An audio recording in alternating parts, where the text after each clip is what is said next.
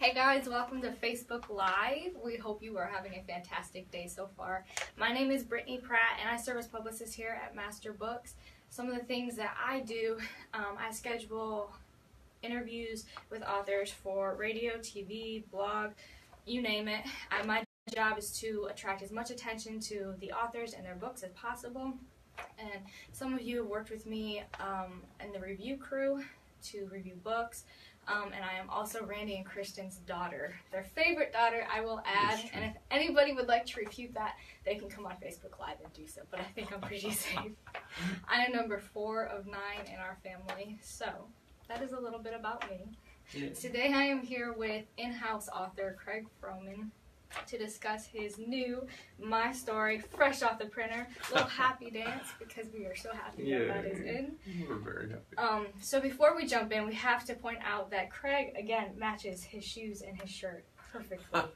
You've got blue and blue going on, and they're his world shoes, right? Yes, they're my global map blue shoes. So I don't know if you can see that, but know that they match, and it takes talent to do that every morning. So, Craig, could you give us a little bit about yourself, what you do here day to day, and as well as the books that you've published? Yeah, it's wonderful to be here. I was born and raised out in California, moved to Missouri. That's where we started to raise our children out there, and to homeschool, which was very scary for us at first. We had never even heard of homeschooling when we were in California, and everyone we knew in the church when we moved up to Missouri was homeschooling. So we thought, well, we'll try it and see. And my dad had been a school administrator, so that was a little awkward for a time. But we loved it. Both our kids have graduated high school. They're both in college now. And my son was the one that helped actually to write this series with me, the My Story series. And so that's been really exciting. And here I work in editorial. So work through the process of acquisitions of new books, edit books that are getting prepared for print, work with reprints when they've gone through. So some of you I know have messaged me about possible corrections that you've found, and I appreciate that. We always keep a record of those, and so when we go to a reprint, we'll get that fixed up, and we appreciate you working with us on this team. And I've also written several books. This series has been really exciting for me. I've also written a book called Passport to the World. It's a part of our Geography and Cultures course. Also Children's Atlas of God's World, which has been, that was really exciting to work with as well. So that's awesome. Probably enough about me again. Well, before we dive into My Story, we posted on Facebook this morning to get some questions about it, and one of them was, what's the difference between a history course and a social studies course? And given that both of these are social study courses, I figured we would ask you. No, that's super. I thought through that question a little bit, and I realized it's probably easiest to look at history first. Because history, obviously, you're going to be looking through time periods. You're going to be looking at characters in history, events in history. It'll all be pretty much focused on those kind of time frames and time periods. Like our America's Story series, you go through a chronology of time, looking at events that happened, looking at what shaped America. Mm-hmm. With My Story, I wanted to kind of just read just a small bit of the introduction here because it breaks down social studies, which does involve history. But social studies for this age typically includes introductions to history, politics, economics, sociology, geography, ultimately aiming toward a comprehensive understanding of God's world and the cultures of each country. So it's framed by the world of family, neighborhood, and church. So for sure, we started kind of in the home. Mm-hmm. You always start, when you're doing any kind of learning process, you start with what you know, and then you begin to kind of build bridges to other places and other things. So we start this in the home. They begin then to kind of go out from there. And so there are things historical that are related in here, but it also has to do with, again, economic things, buying, selling, saving money for things. It obviously embraces kind of God's aspect in our lives and in our families, and leading us in the way that we are to live. So those are the kind of things that social studies will touch on. Awesome. So, Thank you. oh, you're welcome. So again, I am Brittany Pratt, and I'm here with Craig Froman today, the author of our new My Stories series. And that is the topic of discussion today. So if you are just tuning in or you've been here for a little while, comment below and let us know. Give us a shout out. Could you give us now a bit of an overview of the course and maybe what will be required of the student throughout the week? Sure. And I know I've looked at some of the comments as well and things. I know one, or at least several comments related to My Story. It's My Story 1. We didn't put first grade on it, even though when we were developing it, it was kind of focused in that direction. For My Story 1 and 2, they could certainly be used for first and second grade. Our idea at that point was that the parent would most likely be with the child reading it to them, just because most of the children at that age wouldn't necessarily be able to read all of what's in My Story 1 and 2. Now, if you use it with an older child, older student, they might be able to just do it on their own. So there would be that sense that they're reading through the same material. It'd still, I believe, be good material, challenging material. There might be a few elements that you would adapt or something for an older child, but it's definitely something you could use with a range of ages, and so not just first and second grade. But we can kind of look through the book itself a little bit. You can look at the look inside on the Master Books page. Oh, and this, I think Brittany created this wonderful thing, and this is exactly what you find in the series. You start at home, you then begin to learn a little bit about community, about your city, about your state, and then you explore the world as well. And so that's exactly how this one is. With My Story 1, there are 4 quests, so each quarter is a quest. And in My Story 1, they always start at home, they go out into the world, and then by the end of the 9 weeks, they return home again. With My Story 2, that's in development now, then they go on a journey around the world, and they start at home, and at the end of the year, they end up back at home. But it's always relating to your family. And let me show just a few of the things that are in here. Again, you can look at the look inside on our masterbooks.com page. So I think there's about 20 or 30 pages you can kind of look at in there, which helps give you a good understanding of what the book is about. In the front, we have all the kind of activities and the elements that are a part of each of the books. So there's talk time, which is basically your narration. So that way, if a child can't write or isn't at the place yet where they're writing, that's fine. We don't want any child to feel uncomfortable or anxious about doing the course. So the talk time, they can just tell their parent these things. There's a question that's asked, or there's a comment about what has been read, and they just respond to that. You've got your copy work time, activity time. Some of those are things you could do right then. Some might be going to a library to check out a book. Language time for My Story 1. Each week they'll learn one word from another language. So the first half of the book, they'll learn a word from Spanish. The second half, a word from French. And just an idea of a way to get them interested in learning other language. Word find time, so we'll go through some of those things here. There's of course the suggested daily schedule. You don't necessarily have to follow it, but basically each lesson is a week. Each exercise is a day. So if you're on exercise 1, that's going to be Monday. We try to follow the pattern set by Angelo Dell's math when we did that. So if you were doing that as well, you could do them together, and it would all kind of flow together. Let me get to this next place here. I want to just walk through one lesson, which is 1 week, to show you how the elements kind of come together. You're going to start with a quest collector card. That's going to be 10 10 things that you're going to need to find and be watching for as you go through the course. So in this case, what's the longest river in the world? So you want to read that card before you start that quest and kind of be aware, and maybe each day kind of be watching for those things. There's approximately, about one per week that you'll find. You fill that out on the card. When it comes to the quiz at the end of that quest, it's exactly what they've found.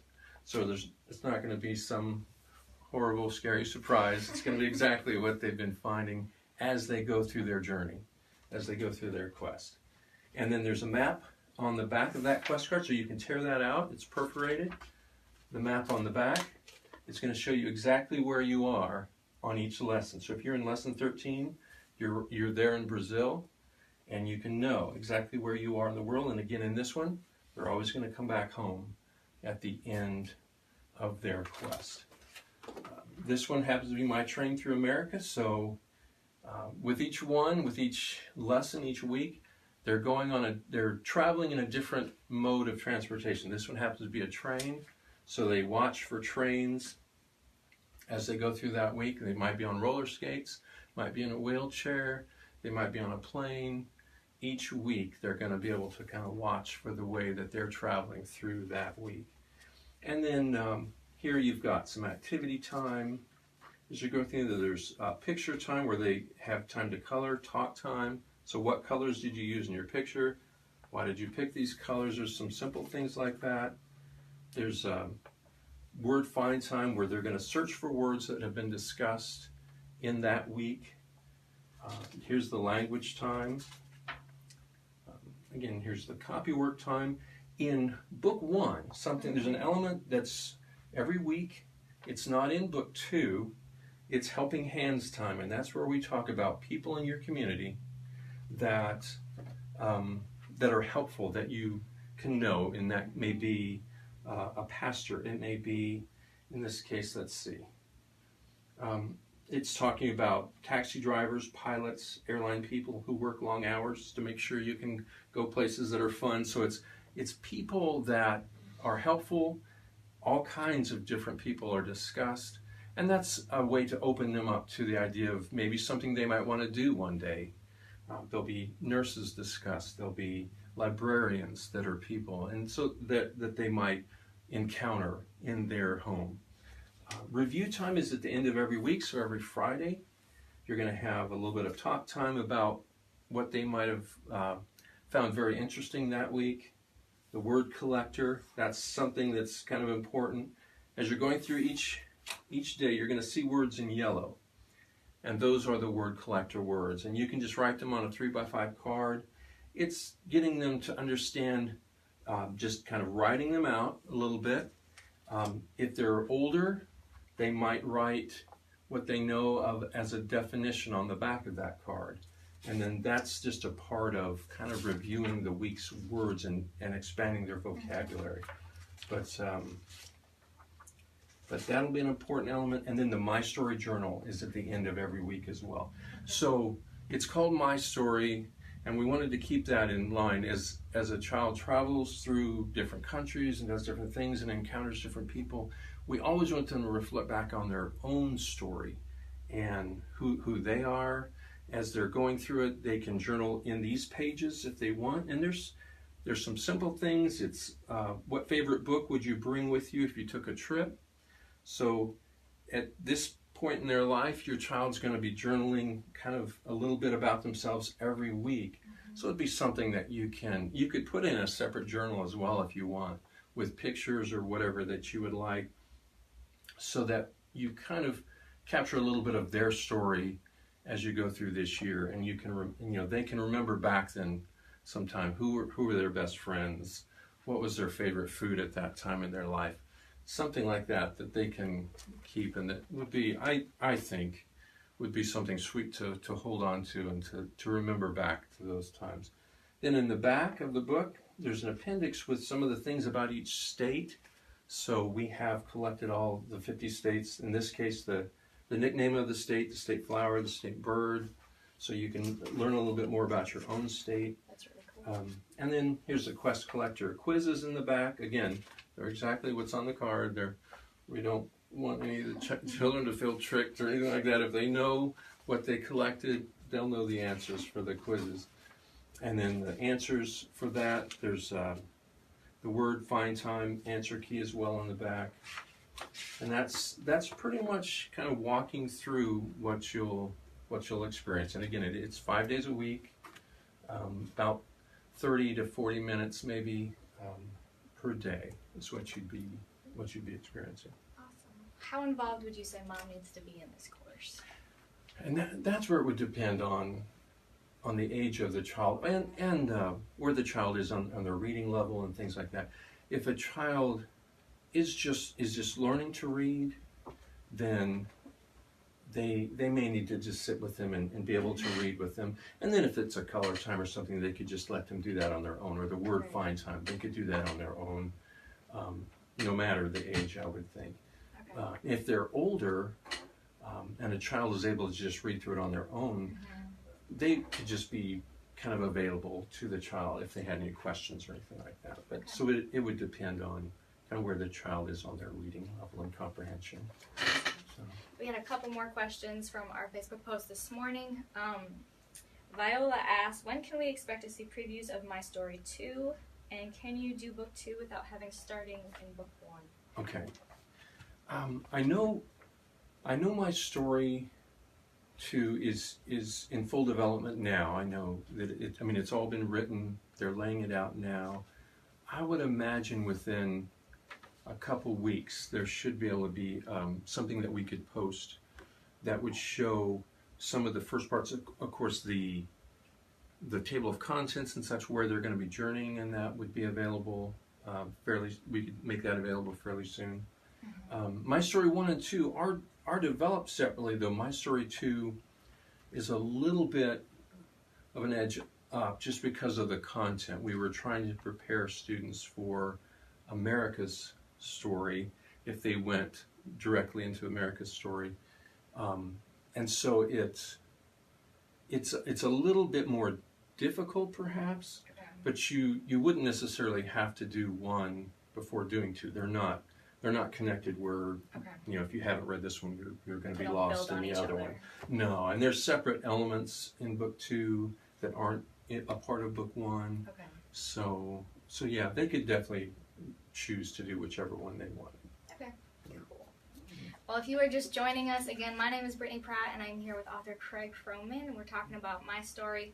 We're going to switch it up a little bit, and we're going to talk about the other course that he authored, which is Elementary Geography and Cultures.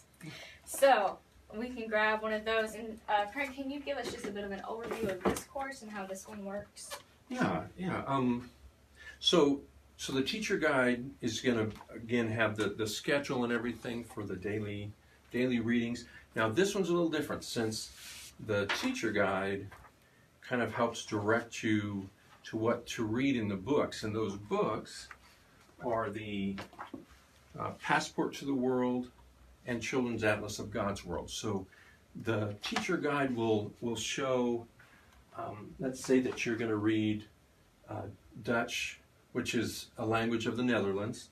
So you would read that portion, and then in the teacher guide there would be the worksheets that are available there. There are map pages or flag pages, I should say.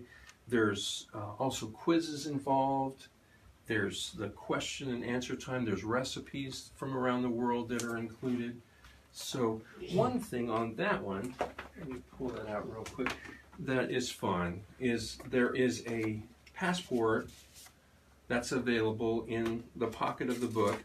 And as you go through each country, there's additional things in the passport, hopefully that people will find. There's games and things in the back, so if you're traveling, if you're on the road, there's games you can do with learning some of the greetings, learning some of the proverbs. And in the back, there are stickers that go, as you go through each country and you learn the languages of those countries, you can put those stickers in your passport book and kind of know that you've done that, you've gone to that particular country. So, and then this is the Children's Atlas of God's World. So it has a little bit of, and this is where we're talking about like history and things like that. It has Christian history in all these countries. One of the interesting things to me was seeing in Saudi Arabia, so it talks about Saudi Arabia, it says that one of the earliest known Christian churches was discovered there. Though in Saudi Arabia today, just because Christianity isn't really welcome there, there is not one person registered as a Christian in the whole entire country, even though one of the earliest Christian churches was found there. So there was definitely a history of the followers of Christ taking the message to Saudi Arabia way back when. But this is a nice thing to have just available for your families that could be on your shelf as well, because it has the maps, it has all of the continents. So even Antarctica is discussed there. The wingless midge, which is about this big, is the largest land animal in Antarctica. And it's got a picture of that there, which is fun. And then it talks about biomes of the world. So if you're talking about rainforests, or one interesting thing I realized as I was doing the research for this is a desert. I often think of a desert as made of sand, but the largest desert in the world is in Antarctica, because it just means there's only so much precipitation. There's only so much rain or snow or whatever. And so the largest desert in the world is there. So it's just kind of, there's some fun things like that you find. But I love that each chapter, each country you go to, there's going to be Christian history that's involved in that, plus the animals, plus the special places, the UNESCO sites that are considered real special sites, whether it's a building or a place. So it's just kind of a fun one, very, very colorful. And then as you go through each continent, you can kind of see the different countries that are a part of those continents as well. That's awesome. So, one of the other comments we got this morning was a couple moms were wondering if they could combine either the elementary geography and cultures and or my story, either one or two, okay. with America's story. Would that be too much for their student, or do you think that they would complement each other really well? I mean, I think they would work together well. I guess it would be how many subjects. Each one of those that you've mentioned is probably 35 to 45 minutes maybe, okay, that you'd be looking at with each course. So it sort of depends on how long you want to do your classes. If you want them to go just through the morning, it might be a little bit much. If you do a little bit in the morning and then a little bit in the afternoon or something, that it would probably be fine. There'd probably be no problem with that. And some children might go a little faster than others if they're really wanting to kind of go through the different subjects. They're certainly complementary. I think they would definitely be complementary, and they'd definitely be something that would engage the children and be fun for them to do. So I think it would depend on how long they're wanting to do their school day.